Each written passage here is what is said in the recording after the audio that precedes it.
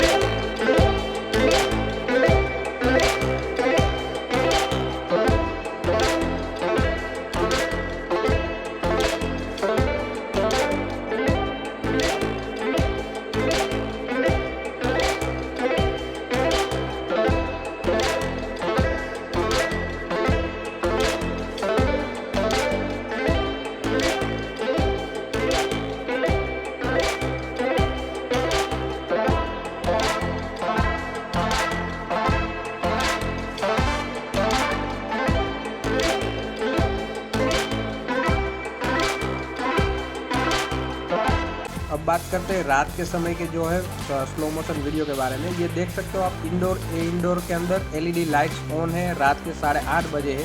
तो इस समय आप देख सकते हो एलईडी लाइट्स में ये आपको जो है बहुत ही ज़्यादा मतलब डार्क जो पिक्चर्स देखने को मिलती है, क्योंकि ये 720 FPS पर यानी कि पर फ्रेम, यानी कि 1 सेकेंड के अंदर 720 फ्रेम पर सेकेंड जो है ये रिकॉर्ड कर रहा है। तो उस समय जो है बहुत ही ज़्यादा लाइट्स जो है ज़रूरी होती है कैमरा को, क्योंकि इतनी ज़्यादा फ्रेम पर जो है रिकॉर्ड होती है।